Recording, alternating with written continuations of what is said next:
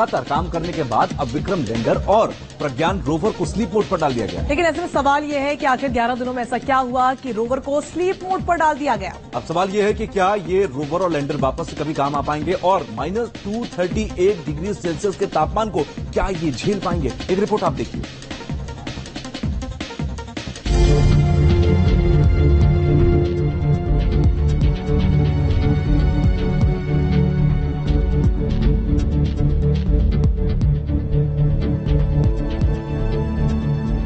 चांद पर छा रहा अंधेरा, 3 दिन बाद चांद को घेर लेगी काली अंधेरी रात। सवाल यह है कि अब रोवर प्रज्ञान का क्या होगा। आखिर वैज्ञानिकों ने रोवर को स्लिप मोड में क्यों डाला। क्या रात के अंधेरे में चांद पर आ रहा है कोई तूफान। चांद पर गए चंद्रयान 3 के 11 दिन बीत चुके हैं। 3 दिन बाद चांद पर अंधेरा छा जाएगा क्योंकि सूरज अब ढलने लगा है और 5 सितंबर तक चांद पर पूरी तरह से काली अंधेरी रात हो जाएगी। और अंधेरा छाने से पहले वैज्ञानिकों ने प्रज्ञान रोवर को सुरक्षित जगह पर पार्क कर दिया है। रोवर को स्लिप मोड पर भेज दिया गया है। धरती पर डेटा भेजने वाले दोनों पेलोड APXS और LIBS बंद कर दिए गए हैं। पेलोड सभी डेटा को इसरो को भेज चुका है। चंद्रयान 3 के लैंडर और रोवर चंद्रमा की जमीन पर उसके दक्षिण ध्रुवीय इलाके में सकुशल उतारे गए। उसके बाद समयानुसार इन दोनों के विभिन्न उपकरणों ने अपने अपने काम किए हैं और पृथ्वी की ओर ग्राउंड स्टेशन की ओर जो भी डेटा इकट्ठा किया गया वो भेजा है। जो एक्सपेरिमेंट्स किए जाने थे वो किए हैं। तो ये बहुत ही अब तक संतोषजनक बात है। लेकिन अब वहां पर सूर्यास्त होने जा रहा है। इसरो ने इनको स्लीप मोड में डाल दिया है, जिसका मतलब कि अब ये दोनों यानी कि लैंडर और रोवर अक्रियाशील है।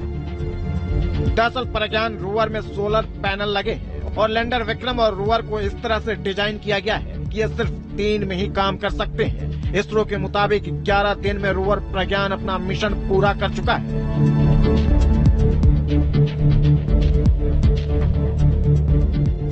चांद पर रोवर प्रज्ञान के लिए अब सबसे मुश्किल समय है। अगले 14 दिन रोवर को कई मुसीबतों को झेलना पड़ेगा। सवाल यह है कि रात के अंधेरे में गिरते तापमान को रोवर झेल पाएगा। 14 दिन बाद क्या रोवर फिर से एक्टिव हो पाएगा। चांद पर पृथ्वी की तरह 24 घंटे बाद फिर से सूरज नहीं निकलेगा, बल्कि चांद पर धरती की 14 दिन के बराबर एक दिन होता है। और रात के दौरान चांद के दक्षिणी पोल पर तापमान करीब -238 डिग्री सेल्सियस तक गिर जाता है और तापमान माइनस में जाने के कारण रोवर के निष्क्रिय होने का खतरा मंडरा रहा है। हालांकि रोवर को 14 दिन तक काम करने के लिए ही चांद पर भेजा गया था। इसरो को आशा है कि शायद इंस्ट्रूमेंट्स काम करेंगे।